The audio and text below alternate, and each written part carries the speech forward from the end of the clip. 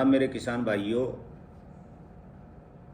आज से 8-10 रोज़ पहले मैंने एक सेल्फ पोलिनेटेड लंबी जो पतली मिर्च होती है उसका वीडियो डाला था और आप किसानों का बहुत अच्छा सहयोग रहा उसमें, और आपने जो कमेंट्स मेरे से पूछे गए हैं उसका मैं कम पढ़ा लिखा होने के कारण से रोज़ तो जवाब नहीं दे सकता, और मैं मोबाइल से इतना समर्थ भी नहीं हूँ, ज़्यादा पढ़ा लिखा नहीं होने के कारण से मैं वीडियो बना करके आपके कमेंट्स के जवाब देने की कोशिश कर रहा हूँ। इसमें आपने पूछा था कि ज़मीन कैसी हो, तो मैं आपको ज़मीन के बारे में बता दूं कि ज़मीन आपका पीएच और ईसी अवश्य चेक कराए।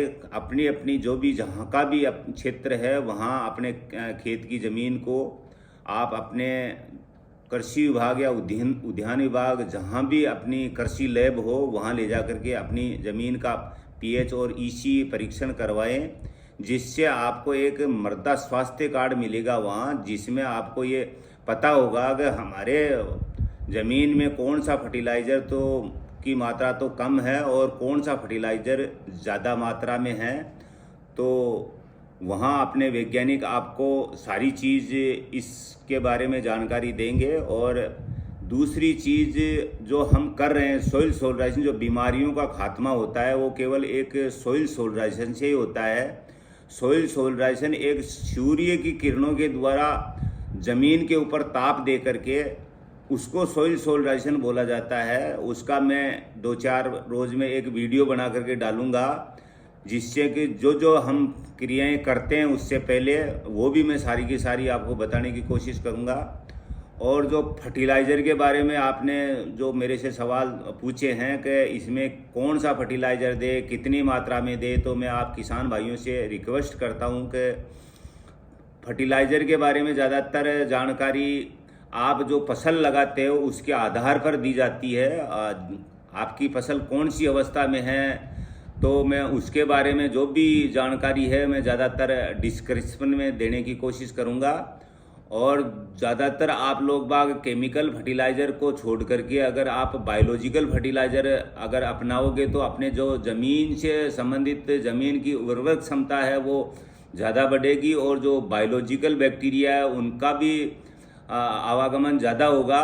तो मैं आपको रिक्वेस्ट करता हूँ कि केमिकल खादों का प्रयोग कम से कम करें। वह आप अपने ही खेत में जैसे जीवामृत, घनामृत, डीकम्पोजर, ट्राइकोडर्मा, सुडामोनास, पैसिलो, वर्टिसिलियम लेकानी, कई प्रकार के ऐसे बैक्टीरिया हैं जो आपको बहुत बड़ा फ़ायदा देंगे। और जो अपने ज़मीन से संबंधित जितने भी केमिकल से जो अपन कीड़ों को कंट्रोल करते हैं वो कीड़े भी कंट्रोल इस बायोलॉजिकल कंट्रोल से हो जाते हैं।